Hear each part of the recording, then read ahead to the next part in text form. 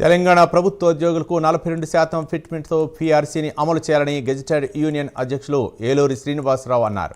ఏడుపాయల పాపన్నపేట మండలంలో తెలంగాణ గెజిటెడ్ అధికారుల కేంద్ర సంఘ కార్యవర్గ సమావేశం నిర్వహించారు. పలు ముఖ్యమైన విషయాలపై విస్తృతమైన చర్చించారు.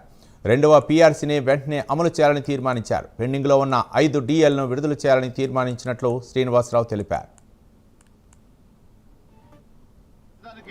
ముఖ్యమంత్రి గారు 3 సార్లు మాతో సమావేశమైనప్పటికీ మా కోసం క్యాబినెట్ సబ్ కమిటీని వేసి అదేవిధంగా ఆఫీసర్స్ కమిటీని వేసి మాకున్న 64 డిమాండ్ని అన్నిటినీ కూడా విపులంగా నిశ్చితంగా ఒక్కొక్కటి చర్చించిన పిదప కొంత మేరకు ఒక 25 డిమాండ్లు మా గెజిటెడ్ అధికారులతో పాటు జేఏసీ ద్వారా ఇచ్చిన డిమాండ్లు పరిష్కారమైనప్పటికీ గత 10 సంవత్సరాల నుంచి పెండింగ్ లో ఉన్న వందలాది డిమాండ్లు ముఖ్యంగా మా పీఆర్సీ ఎప్పుడో ఇవ్వాల్సిన పీఆర్సీ 2023 ఇవ్వాల్సిన పీఆర్సీని ఒక 5% ఐఆర్ ఇచ్చి గత ప్రభుత్వం ఆ పీఆర్సీ ప్రకటించకుండా ఎలక్షన్కి పోయి ఈ రోజు ఈ ప్రభుత్వం పైన భారం పడి ఆ పీఆర్సీ గురించి ప్రభుత్వాన్ని అడగాలంటేనే ఆర్థిక పరిస్థితి భయపడే స్టేజ్లో మా ప్రాథమిక సభ్యుల యొక్క అసంతృప్తి తీవ్ర స్థాయిలో ఉన్న మీదట ఆ పీఆర్సీని ఇమీడియట్గా ప్రకటించాలని గతంలోనే సుమారుగా 16.6 అంటే 16.5 సంవత్సరాలు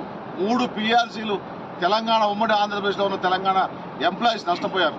ఆ పీఆర్సీ నష్టపోకుండా 42% ఫిట్మెంట్, అది కూడా మేము జేఏసీ నుంచి 51% అడిగినా గెజిటెడ్ అధికారులుగా శాస్త్రీయంగా టెక్నికల్గా పరిశీలించి కన్జ్యూమర్ ప్రైస్ ఇండెక్స్ కానీ సెంట్రల్ గవర్నమెంట్ డిఏలు ఇచ్చిన వాటి మీద కానీ ఇక్కడున్న డిఏలు పెండింగ్ల పైన కానీ ధరల పైన అన్ని శాస్త్రీయంగా పరిశీలించి 42%ని ఇమ్మీడియట్గా ప్రకటించాలని చెప్పి రాష్ట్ర ప్రభుత్వాన్ని కోరుతున్నాం. ప్రభుత్వం మా సమస్యలు పరిష్కరించడానికి ముఖ్యమంత్రి గారు 3 సార్లు మాతో సమావేశమైనప్పటికీ మా కోసం క్యాబినెట్ సబ్ కమిటీని వేసి అదేవిధంగా